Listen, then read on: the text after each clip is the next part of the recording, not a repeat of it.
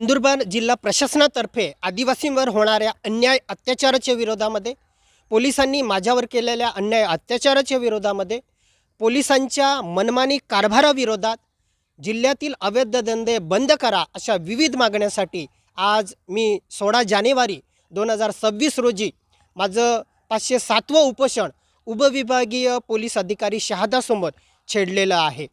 Police कस्टडीत असताना मला जातीवाचक अश्लील वाईट शिवीगाळ करून पोलीस अधीक्षक श्रवण दत्त, अपर पोलीस अधीक्षक आशित कांबडे, गुन्हे अन्वेषण विभागाचे पोलीस निरीक्षक हेमंत पाटील, पोलीस निरीक्षक हेमंत कुमार पाटील यांनी अमानुषपणे मारहाण केली।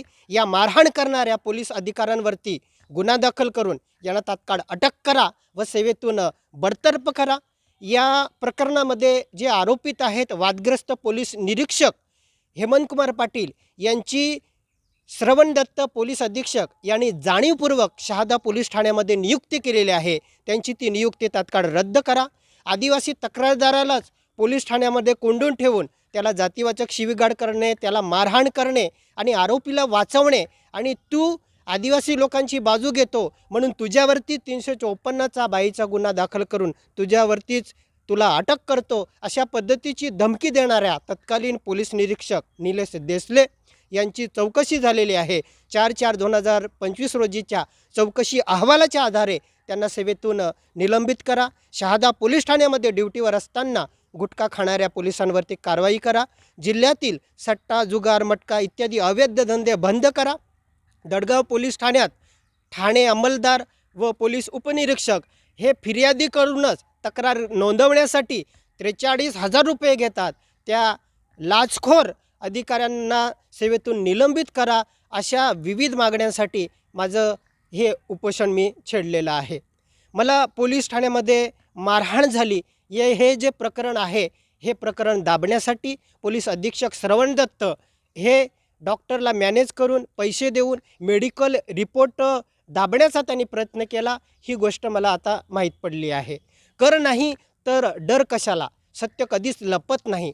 म्हणून असं दबावाने किंवा पैशाने माझं हे मॅटर कधीच दाबलं जाणार नाही, कारण की त्याला 142 आमचे आंदोलक पुरावे आहेत, CCTV फुटेज आहेत, मेडिकल रिपोर्ट आहे। त्यामुळे या संबंधित पोलिसांवरती माननीय न्यायालय कारवाई करेल अशी मला अपेक्षा आहे।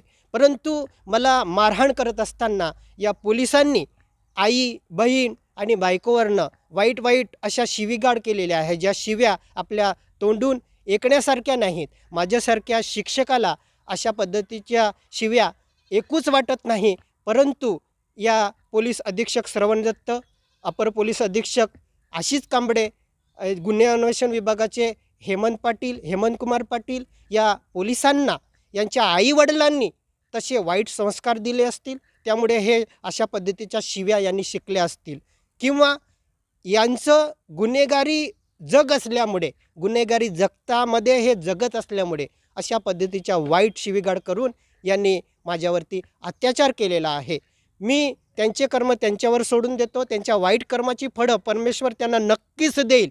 मला परमेश्वरावरती विश्वास आहे। यांना यांच्या करणीची जे फळ आहे, यांच्या पापाचं फळ यांना नक्कीच माननीय न्यायदेवता देईल।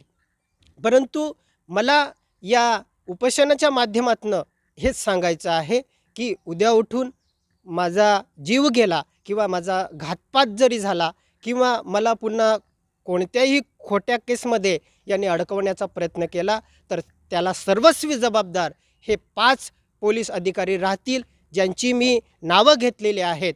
यांना शिक्षा होईल।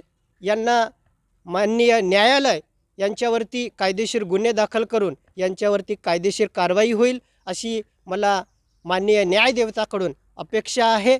आणि माझं हे 507वं उपोषण शहादा येथे झालं। पुढचं उपोषण हे माझं जिल्ह्याच्या ठिकाणी राहील। मी लढत राहीन आणि मला न्याय मिळेल याची मला अपेक्षा आहे। लढेंगे जितेंगे।